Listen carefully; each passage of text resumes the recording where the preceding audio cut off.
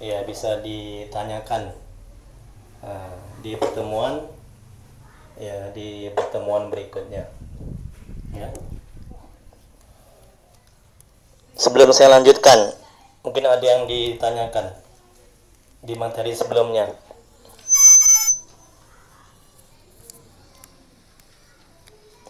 Jadi biar hidup kajian itu, jadi sifatnya dia tanya jawab. Jadi nggak monoton hanya ustadz yang ceramah, ustadz yang menjelaskan. Jadi hidup dia kajian itu, suasana itu, dan menarik, ya, tidak bosan gitu, dan tidak monoton, dan makin paham jemaah itu, dan insya Allah akan mudah diamalkan. Karena dia bersifat interaktif. Baik, kalau nggak ada kita lanjuti hikmah yang ke-9. Nabi bila mendapat masalah selalu ingin ditolong oleh Allah. Nah ini Bu, jadi Bu, Pak, kalau kita ada masalah, jangan hati akal pikiran kita, ini manajemen hatinya ya, supaya kita nggak stres. Jangan hati akal pikiran kita terfokus kepada masalah itu. Yakinlah Bu, Pak, kalau hati akal pikiran kita terfokus kepada masalah itu, stres kita, menderita kita. Demi Allah, ini saya bersumpah nih. Karena jemaah saya banyak yang stres. Kenapa? Karena nggak tahu ilmu manajemen hatinya, bagaimana menghadapi masalah. Masalah yang sederhana jadi rumit. Masalah yang sedikit jadi banyak. Kenapa? Karena dia nggak tahu menata hatinya, menyikapinya setiap masalah. Ini contoh aja Nabi, tengok nih. Nabi bila mendapat masalah selalu ingin ditolong oleh Allah. Jadi ketika kita mendapat masalah, bagaimana supaya ditolong oleh Allah? Bagaimana caranya, Bu? Halo, karena belum makan jadi agak lapar ya. Ada kue sambil makan nggak apa-apa. Ya, saya kalau ceramah arisan itu kan, bagi yang terlambat silakan makan. Nah, sambil makan sambil dengarkan ceramah. Ini berlaku hanya untuk saya, tapi jangan di masjid ya, kurang beradab ya. Nanti ustaznya ceramah di masjid dia makan. Bagaimana caranya, Bu? Agar ditolong oleh Allah. Nah, iya, caranya dekatkan diri kepada Allah. Jadi kalau mendapat masalah, sholat 2 rakaat. Sholat apa? Sholat sunat hajat. Minta tolong kepada Allah. Jadi jangan sibuk bagaimana menyelesaikan masalah, nggak akan bisa ada jalan keluarnya. Tertutup hijab itu, hati itu, akal pikiran.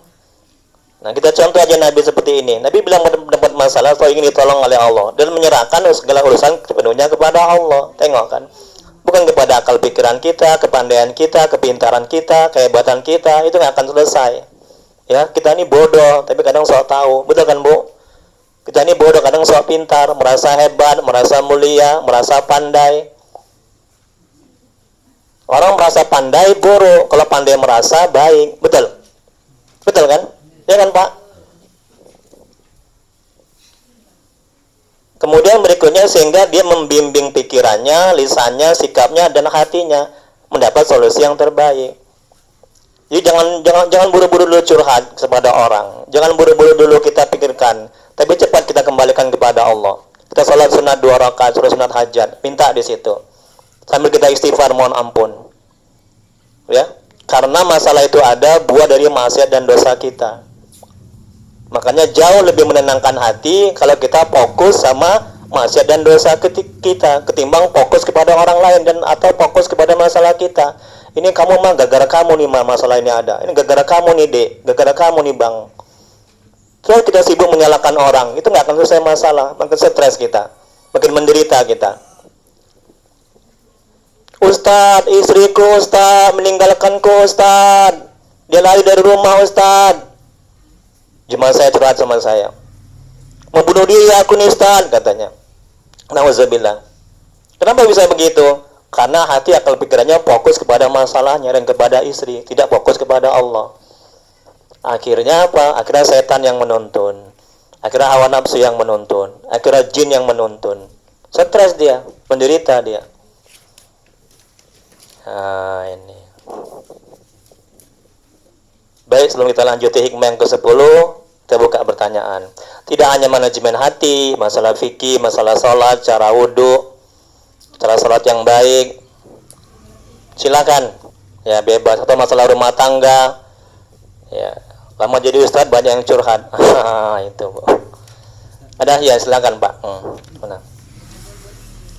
Jadi kalau nggak bisa jawab, saya pending, saya buka kitab lagi.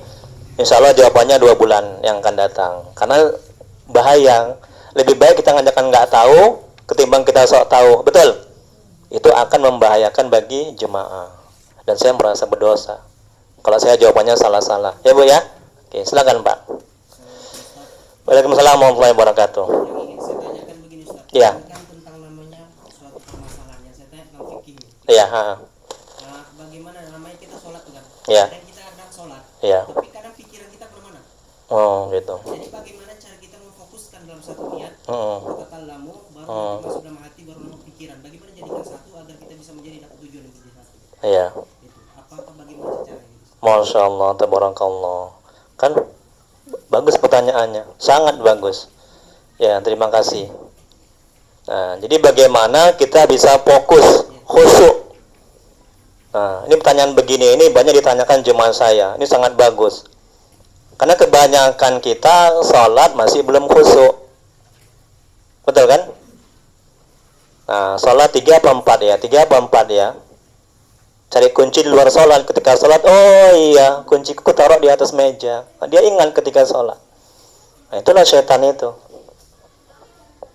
Nah, jadi ciri-ciri, kan saya ruqyah juga, meruqyah. Ciri-ciri, ada share juga di grup itu. Ada yang masuk grup saya, manajemen hati. Ada, coba tunjuk tangan, Acung. Oh, sedih saya. Masa udah lama saya jadi ustadz di sini, nggak ada yang masuk grup manajemen hati. Ya nggak apa-apa ya. Nah, mungkin ibunya sibuk ya. Nah, ya boleh itu digabung itu. Ini ada kan nomor WA saya. Nah, itu selalu saya share itu. Nanti insya Allah tanggal 13 Juni itu ada ruqyah gratis. Tiap bulan saya buka ruqyah gratis. Ya, tiap bulan tiap bulan minggu kedua. 13 Juni. Datang. Alhamdulillah banyak yang sembuh. Gratis. Nah, kan semangat kan kalau dengar gratis kan. Nah, itu. Supaya mau datang. Dikasih makanan juga, makin semangat lagi kan. Oh, udah gratis kasih makan ya. Jadi dia 25 ciri-ciri orang yang butuh di ruqyah. Sebenarnya banyak itu, tapi yang muncul itu 25 yang sering. Pengalaman saya. Salah satunya sholat sering tidak khusyuk, itu gangguan. Kalau sekali-sekali ini namanya manusia, hanya Nabi yang khusyuk. Betul? Betul Bu? Betul Pak? Tapi kalau sering kali begitu, itu namanya gangguan dari jin. Nah, jadi bagaimana, kembali ke pertanyaan Bapak, bagaimana Ustaz caranya agar bisa khusyuk, hati, akal, pikiran kita menyatu, hanya ingat kepada Allah? Masya Allah. Ya, nikmat kali ya. Bagus sekali pertanyaannya. Boleh dicatat kalau mau dicatat, nanti lupa. Atau ini kan ada YouTube saya, kan saya upload ke YouTube, bisa ditengok nanti. Saya selalu tulis itu di bawahnya, mengisi pengajian di perguruan An-Najwa. Betul Pak Yasan? Ya, perguruan An-Najwa kan? Itu. Sudah ada kalau yang 2 bulan yang lalu juga ada di YouTube ini, mengisi pengajian. Muhasabah dulu kita kan di perguruan An-Najwa. Coba tengok, ada yang sudah buka YouTube saya. Ustadz itu ada situ, Ustadz Triwidya Sandika, buka channelnya. Ada nampak apa wajah-wajah ibu di YouTube itu, muka Pak Yayasan, apalagi Pak Indra yang ganteng ini ada di YouTube itu. Masya Allah, jadi terkenal. Di mana ini Ustadz? Ini, silakan daftarkan anak-anak ibu ke perguruan An-Najwa. Masya Allah. Kan dakwah juga saya kan. Alhamdulillah, mudah-mudahan nanti sampai amplopnya ke saya. Bercanda Pak Yayasan ya. Bercanda. Joking. Ya. Jadi kalaupun nggak dicatat nggak apa-apa, nanti ada di YouTube ini. Jadi yang pertama, agar bisa khusyuk sholat, saya tanya sama bapak dulu sama ibu, khusyuk letaknya di mana? Halo Bu, ibu yang di luar, udah dapat nih materinya? Jangan sampai nggak dapat. Saya banyak tuh fotokopi itu. Nggak apa-apa, saya wakaf ilmu itu. Belum, jangan sampai nggak dapat, ambil tolong. Nanti takutnya gosip ya kalau nggak ada materi. Ya. Masya Allah, tabarakallah. Jadi yang pertama, khusyuk itu letaknya di hati. Betul? Makanya manajemen hati. Jadi agar kita bisa khusyuk, bersihkan hati dulu. Itu dulu terutama yang mesti dilakukan. Kalau hati kita belum bersih, demi Allah, sampai mati kita nggak akan pernah khusyuk. Ya Bu ya? Nah, jadi bersihkan hati dari penyakit-penyakit hati. Apa Bu penyakit hati Bu? Contohnya Bu? Aduh, pintar kali, alhamdulillah ya, cepet kali ya. Seneng saya lihatnya. Namanya guru, Ustaz. Ya, nggak gitu nggak guru anak juga pintar-pintar semuanya. Jadi cantik lagi, pintar, cerdas ya. Alhamdulillah. Amin lah Bu. Amin ya. Insya Allah nambah lagi ya. Oh, apa nih Ustaz nambahnya? Ya. Tadi saya bilang apa tadi lupa? Hati, penyakit hati bersihkan dulu. Dengki, iri, takabur, dendam. Ya. Nah, dan banyak penyakit hatinya itu. Bagaimana cara membersihkan penyakit hati itu? Dengan bertobat, istighfar, mohon ampun. Nabi itu Rasulullah SAW bersabda, yang artinya Nabi itu dalam satu hari 75 kali dia istighfar, mohon ampun. Betul. Dan dalam riwayat lain mengatakan 100 kali dia bertobat. Masya Allah, itu Nabi yang dijamin masuk surga, yang nggak ada dosa. Nah, kita yang bukan Nabi, aduh, halo, berapa kali kita buat satu hari istighfar, Bu? Bisa dihitung.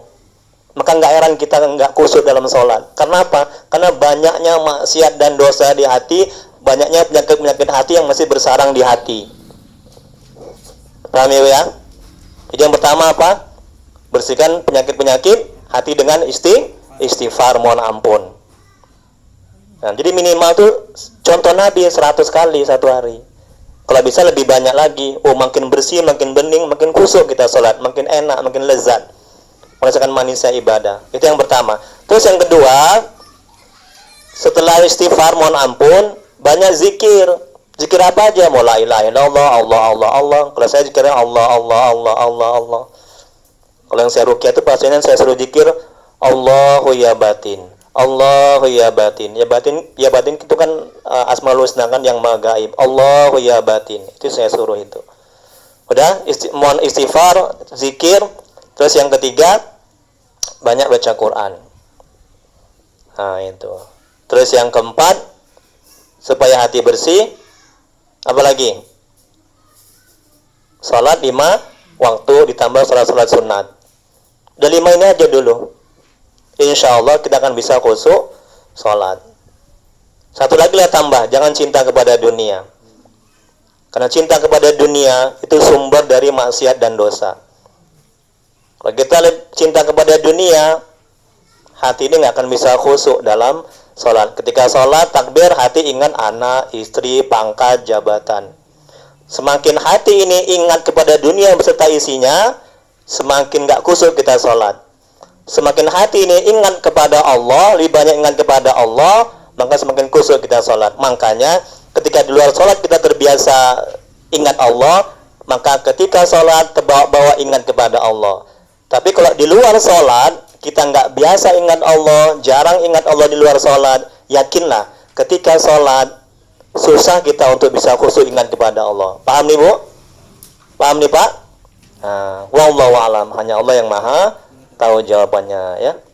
Oke, ada lagi silakan sebelum kita lanjuti. Masya Allah, menarik kali ya, makanya saya suka ceramah di sini. Aktif, orangnya pintar-pintar, guru-gurunya baik-baik. Walaupun jauh rumah saya nggak apa-apa. Ada lagi? Sebelum kita lanjuti.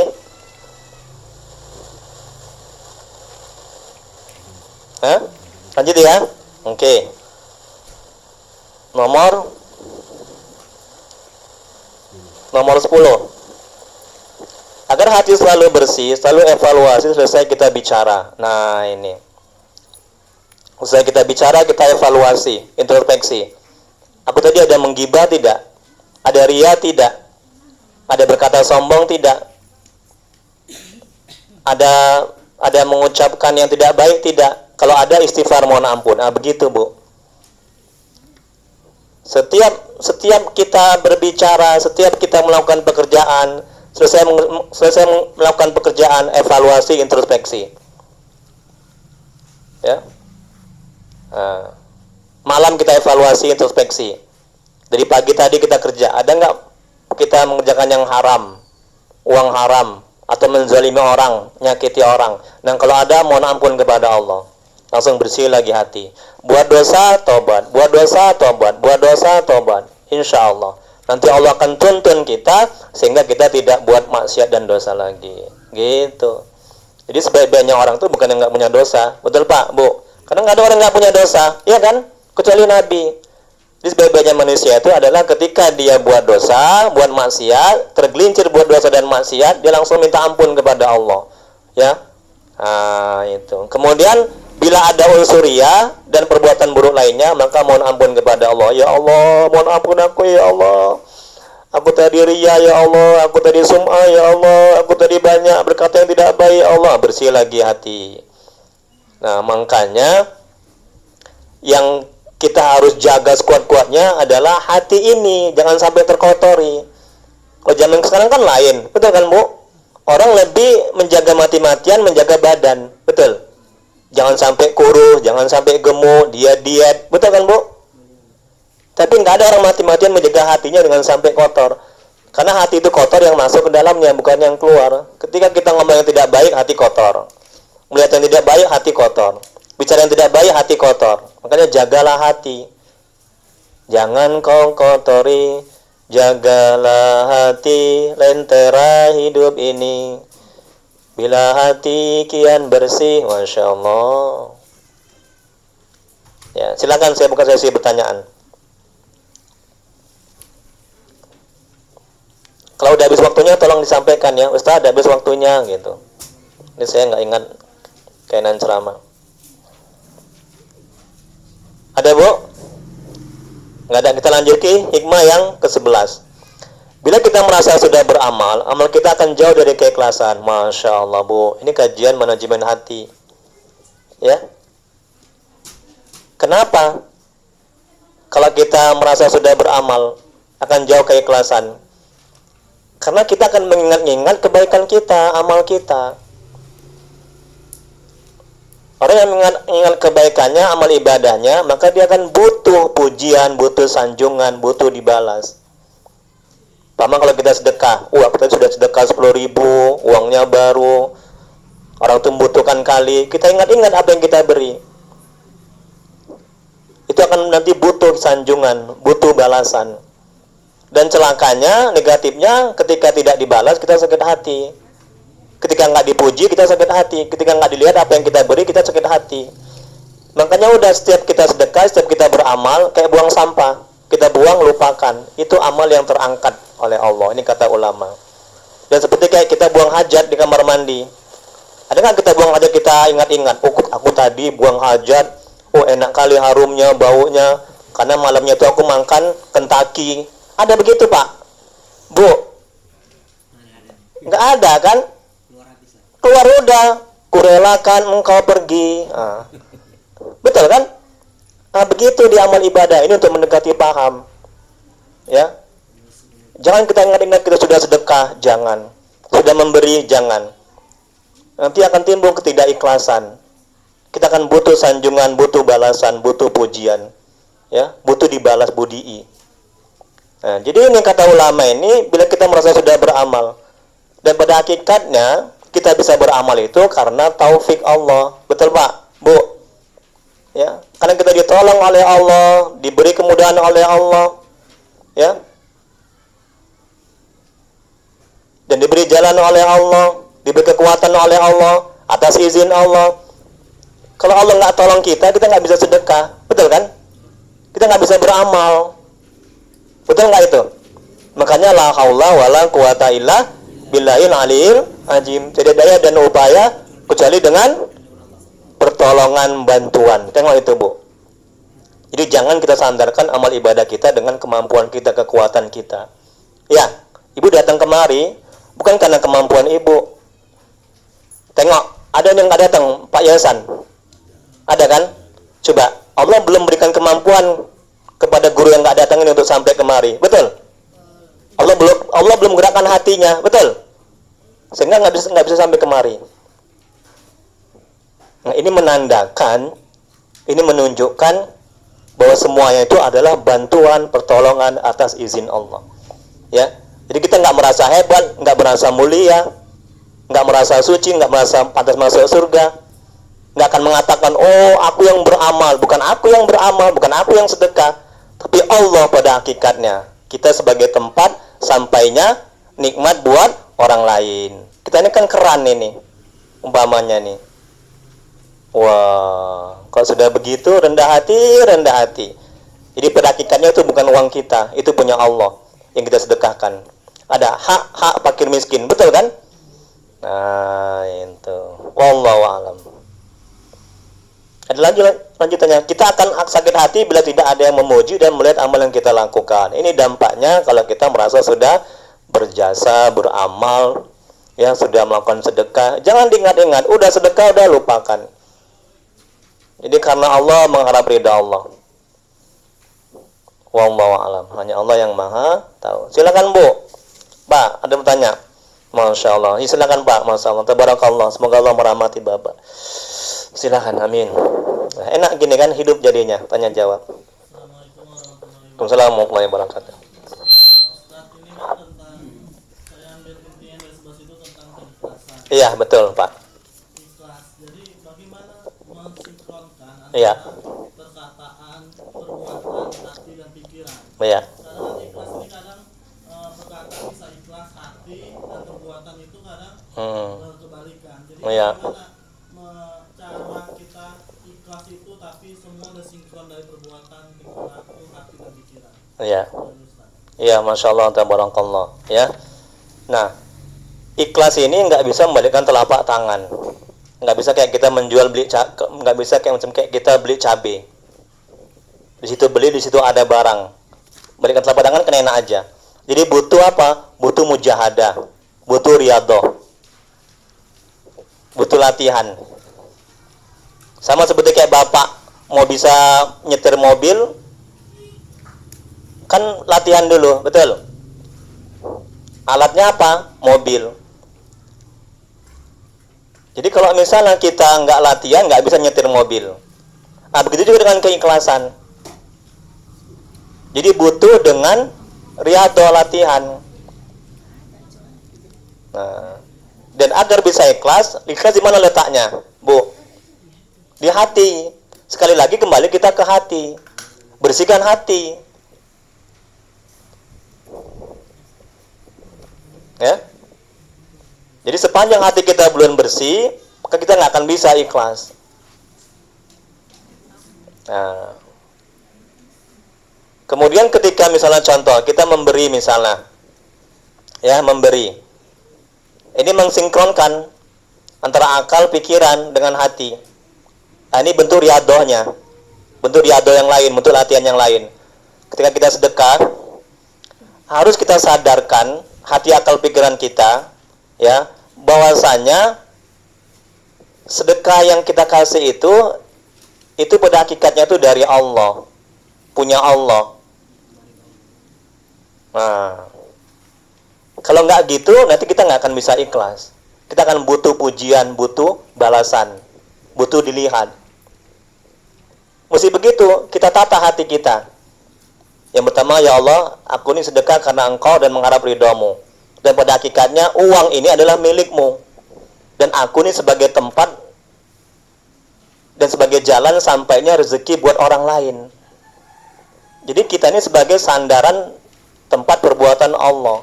Pada hakikatnya Allah yang berbuat, bukan kita. Masya Allah. Kalau itu yang kita pahami, ya kita akan bisa ikhlas.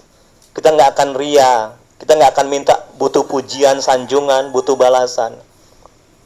Karena pada hakikatnya uang yang kita kasih itu milik Allah dan punya Allah. Dan kita bisa sedekah karena Allah menggerakkan hati kita.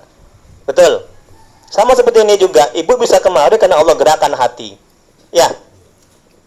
Tengok yang belum datang kemari, Allah belum menggerakkan hati mereka itu sehingga mereka nggak bisa datang kemari. Ini semuanya kita kembalikan kepada Allah. Nikmat nggak, Bu? Nikmat kan? Begitu juga kalau kita ada masalah. Jangan sekali-sekali kita kembalikan sama diri kita, stres kita ketika mendapat masalah. Cepat kita kembalikan kepada Allah. Tenang hati kita, Allah akan tuntun. Sama seperti gini, ini untuk mendekati paham.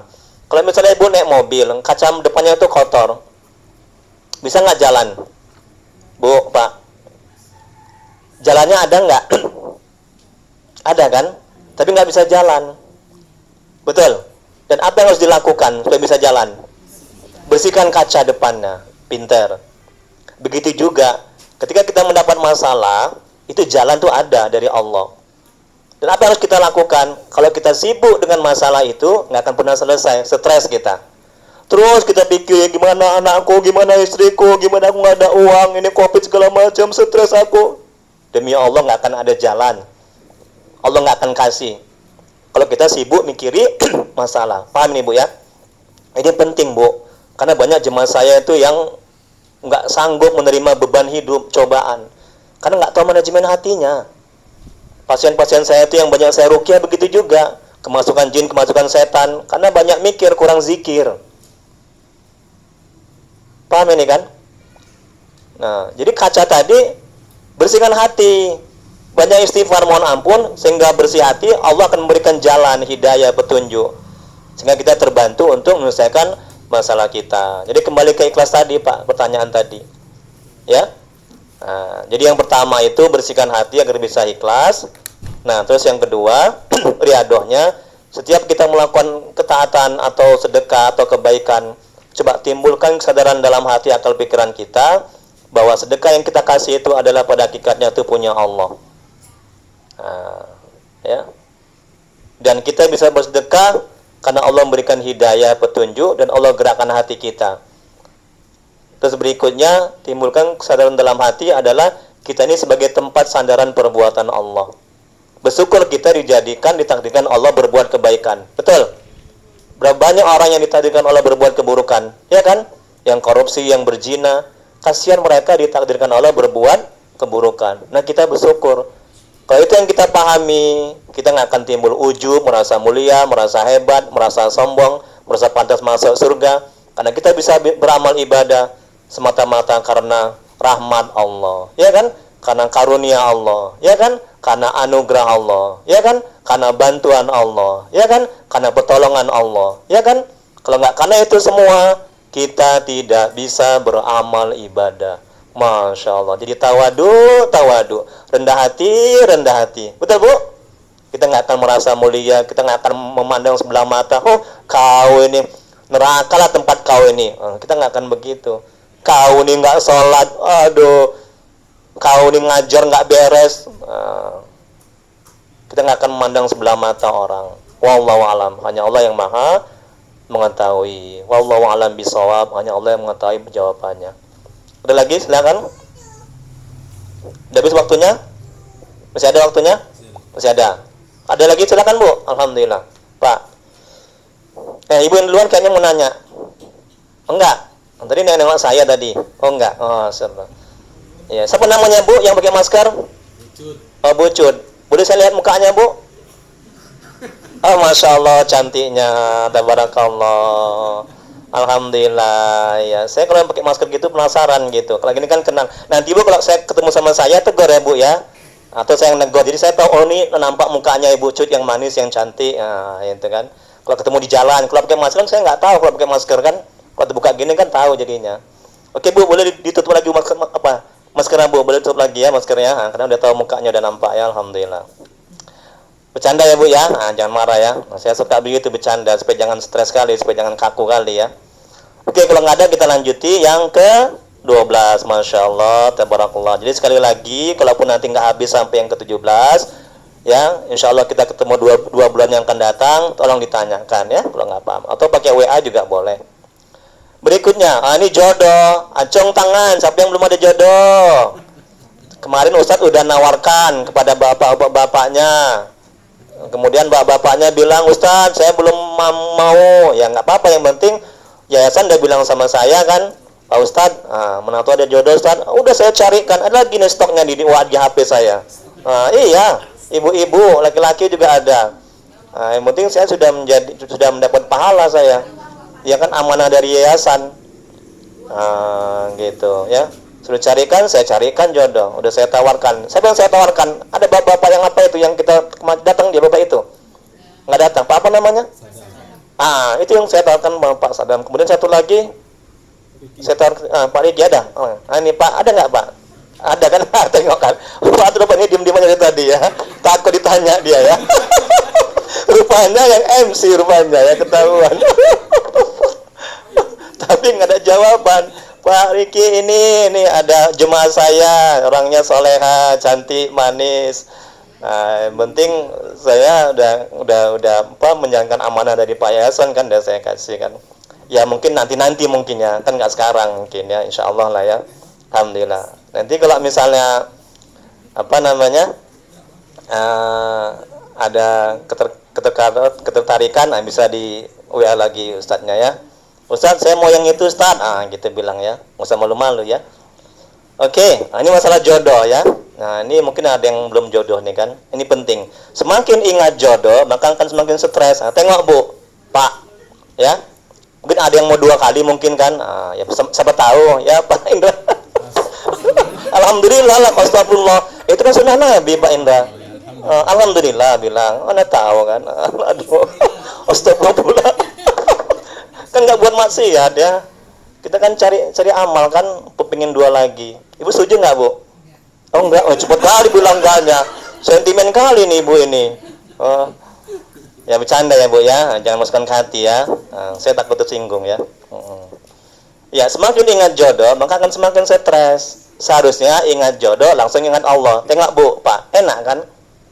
Karena dia yang menjadikan hamba-hambanya berpasang-pasangan. Banyak kali Bu, cuma saya Bu, Ustadz, stres saya Ustadz, udah umur 30, udah kepala 3, tapi nggak kawin-kawin katanya. Saya tanya sama dia, Bapak Ibu sholat enggak? Enggak Ustadz. Kalau Ibu Bapak harus paham, yang menjodohkan itu adalah Allah, betul? Ya, yang menggerakkan hati si A sama si B itu adalah Allah. Kalau Ibu menyandarkan pada kemampuan Ibu, kepintaran Ibu, kehebatan Bapak, sampai mati nggak akan punya dapat jodoh, yakinlah. Tapi coba bergantung kepada Allah, minta kepada Allah, dekatkan Allah, yakin. Karena Allah bilang dalam Al-Quran, wanita yang baik-baik akan mendapat laki-laki yang baik-baik. Itu kan kata Allah kan. Ustadz, saya mau jodoh yang soleh, yang soleha. Ibu taat enggak? Ibu soleh enggak? Mana ada mau sama ibu? Sedangkan ibunya enggak taat, bapaknya enggak taat. Ya ahli maksiat, pasangannya ahli maksiat, betul kan? Orang yang soleha, pasangannya orang yang soleh, betul kan? Nah kalau kita mendapat jodoh yang soleh, diri kita dulu disolehkan, paham Bu? Ya, jangan semata-mata mau mencari jodoh yang soleh, jodoh yang soleha, tapi dirinya ahli maksiat, itu nggak akan bisa terjadi. Paham ya Bu ya? Paham kan? Jadi kita nggak memenuhi syarat untuk mendapatkan jodoh yang soleh dan soleha kalau kita ini nggak taat. Ini tengok nih kan kata ulama ini. Ada pertanyaan? Pasti banyak. Kita baik sangka kan? Nggak boleh buruk sangka. Pasti banyak. Ridho, siapa? Pak Ridho? Pak Ridho. Tanya Pak Ridho katanya.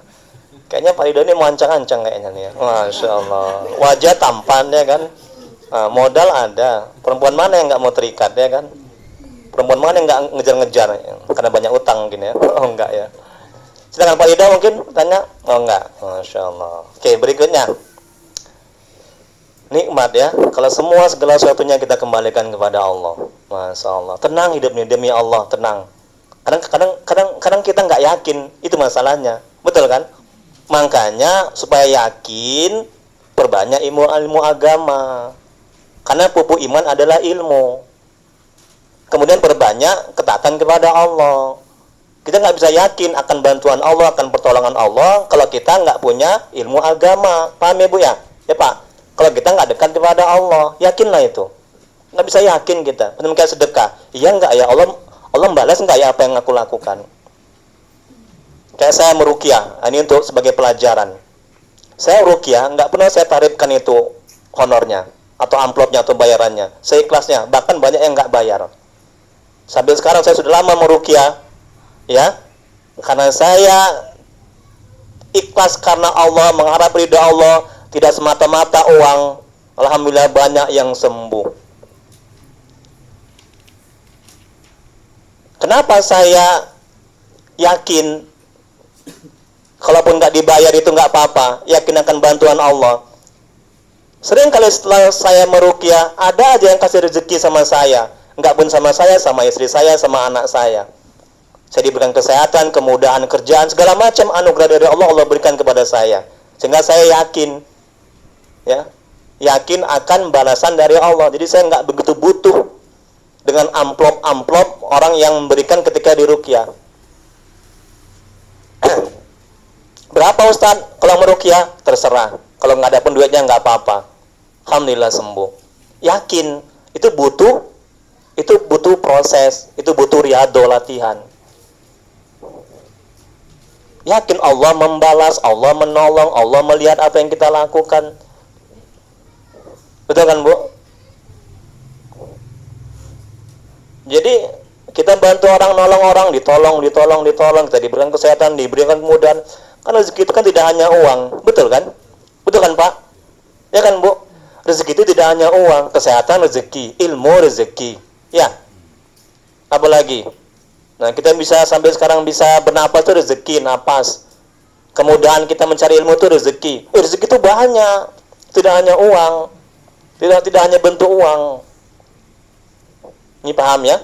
Nah, jadi coba tolong kita belajar ikhlas. Jangan orientasinya uang kalau kita membantu orang. Yakinlah. Enak kalau kita bekerja dengan ikhlas.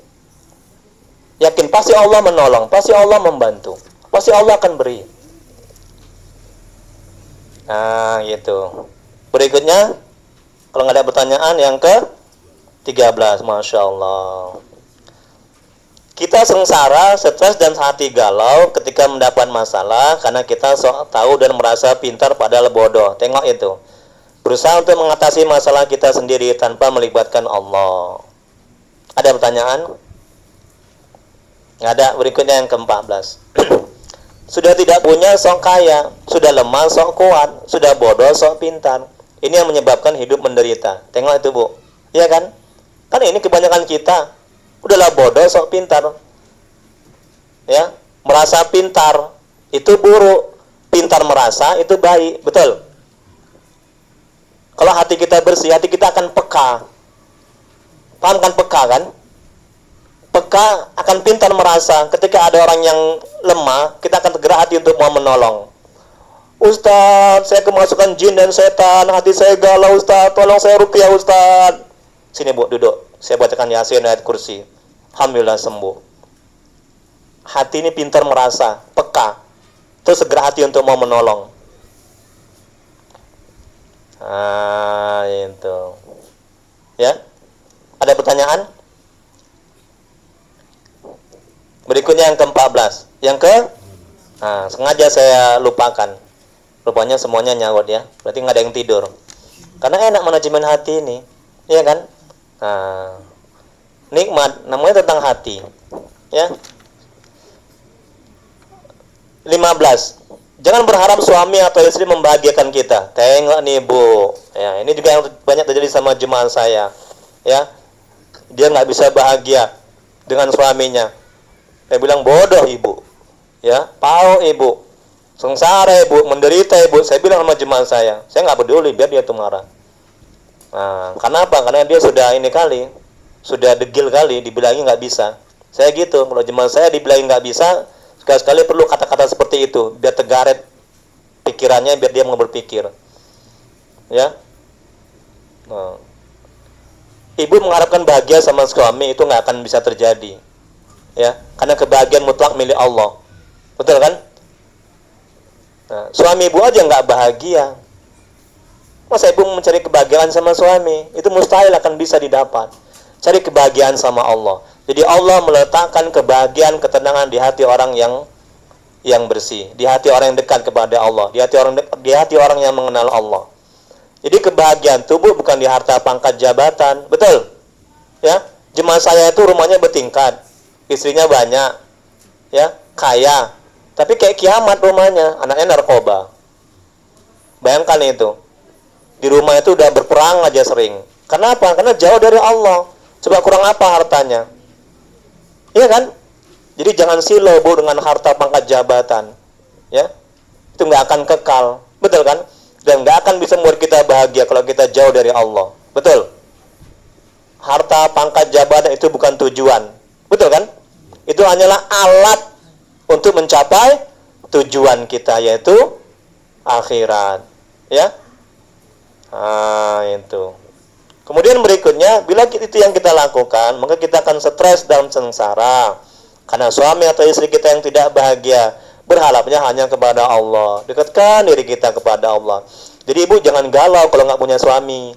Ya, jangan stres. Ya, tengok tuh Siti Asia. Siti Asia, siapa suaminya? Halo bu, yang di luar. Bapak ibu yang di luar. Siapa suami Siti Asia? Ibu? Fir'aun. Ya Allah. Ya. Apakah dia tidak bahagia? Dia bahagia. Kenapa dia bahagia? Karena harapannya hanya kepada Allah. Betul kan? Walaupun suaminya Fir'aun, saya bayangkan itu. Suami yang jahat, yang dajjal gitu. Siapa lagi yang nggak punya suami? Siti Maryam. Betul kan? Nggak ada suaminya. Tapi tengok dia bahagia walaupun nggak punya suami. Karena dia mencari kebahagiaan kepada Allah. Tengok tuh bu. Ya. Jadi bagi ibu-ibu yang belum punya suami, ya, jangan kita sedih. Jangan kita stres, ya. Itu. Jangan cari kebahagiaan sama suami. Bagi bapak-bapak ini yang belum punya istri, ya, jangan stres. Yang belum punya jodoh, ya, jangan kecewa, jangan sakit hati. Saya punya stok. Itu. Ustaz ini cepet kali ya. Saya boleh berpahala saya. Kan? Itu pahalanya besar itu loh kalau kita bisa menjodohkan. Saya sudah banyak menjodohkan orang. Itu. Alhamdulillah berhasil, ya. Kayaknya semangat kali ibu yang di luar itu ya. Nanti ibu kita bisa rempat mata ya bu ya. Saya pengajian ya bu ya. Mantap nih Ustaz nih ya. Ustaz gaul ya. Nggak ada bercanda ya bu ya. Jangan diambilkan ke hati ya bu ya. Ada pertanyaan? Nggak ada. Berikutnya yang ke 16. Masya Allah, nikmat ya. Jangan terlalu dipikiri persoalan, tapi pikiri bagaimana kita ditolong oleh Allah. Tengok kan, yang saya sampaikan tadi. Banyak bertobat. Tengok, ini tolong nih dicamkan ini.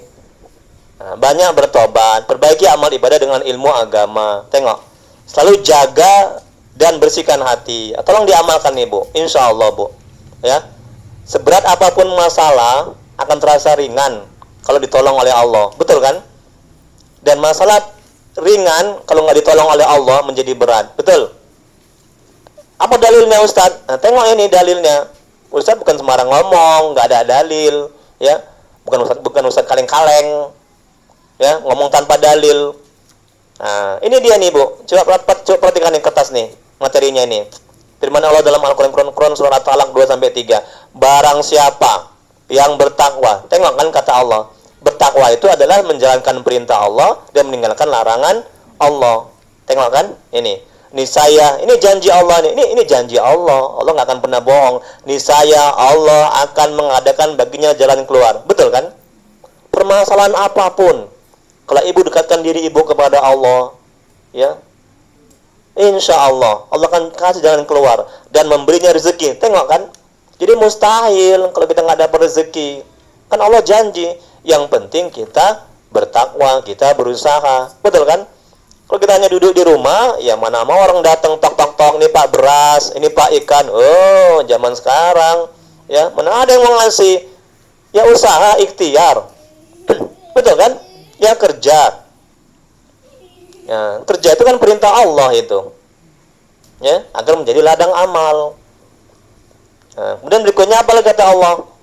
Dan berinya rezeki dari arah yang tidak disangka-sangkanya. Dan barang siapa yang bertawakal, tengok kan, bertawakal menyerahkan semuanya kepada Allah. Ya Allah, aku punya masalah, ya Allah, aku serahkan semuanya kepadamu, ya Allah. Tengok kan, Allah akan tolong. Itu janji Allah. Ya, niscaya Allah akan mencukupkan keperluannya.